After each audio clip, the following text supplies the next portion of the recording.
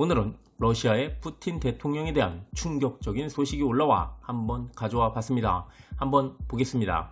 우크라이나 다닐로프 국가안보 국방회의 서기는 우크라이나 침공에 대한 러시아 국민들의 항의에 직면할 가능성이 있다라고 트위터에 경고장을 날렸습니다.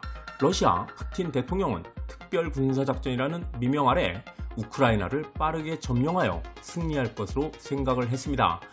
그러나 예상외의 우크라이나의 저항은 거셌고 러시아의 목표는 기약 없는 상황으로 바뀌고 말았죠. 우크라이나는 러시아의 공격을 막아내고 점령된 지역을 탈환하려는 시도를 지속하고 있으며 조금씩이나마 영토를 회복하고 있기도 합니다. 이런 이유로 러시아의 국방부와 대립하고 있던 민간 기업인 바그너 그룹의 반란 미수 사건은 푸틴에게 상당한 위협을 주었습니다. 결국 프리고진의 반란은 실패하였고 벨라루스로 향하게 되었죠.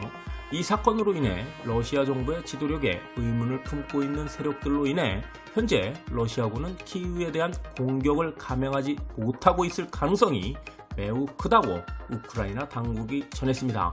다닐로프는 위 내용이 검증된 내용의 것은 아니지만 우크라이나파 주민들과 크림 반도에 주둔하는 러시아군과의 대립이 격화되고 있는 우크라이나 국방부 정보총국의 보고에 근거한 것이다 라고 밝혔습니다.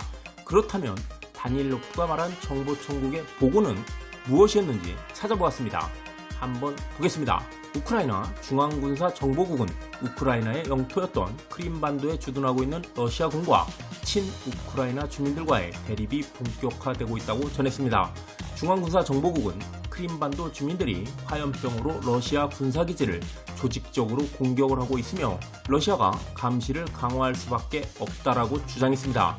이에 대해 뉴스위크와의 인터뷰에 나선 제이스마트 국제정치 고문은 크림반도는 러시아가 말하는 것처럼 친러시아의 지지세가 강한 곳이 아니다 라고 말하며 러시아 점령군에 반대하고 해방의 시간이 다가오자 러시아군을 추방하는 데 찬성하는 사람들이 늘어나고 있다 라고 말했습니다.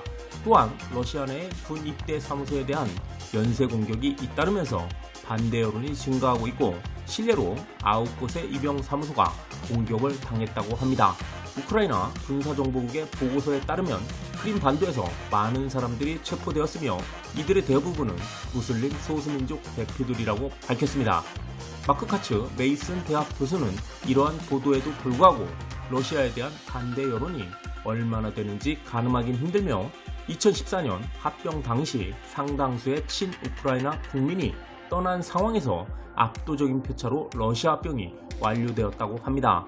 공정한 선거는 아니었지만 지금의 크림반도 내의 러시아 주민들은 우크라이나의 지배로 들어가는 것을 원치 않는 것 또한 사실이라고 했습니다.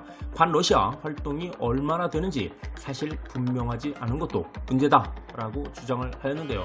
참고로 러시아 필드의 여론조사 내용을 보면 우크라이나와의 전쟁을 계속하여야 한다에 찬성한 응답자는 45%였으며 종전을 위한 평화협상에 나서야 한다는 44%였다고 합니다. 아직도 전쟁을 계속하여야 한다가 45%를 넘는 것을 보면 아직도 정신이 몽롱한 상태인 것으로 보이죠.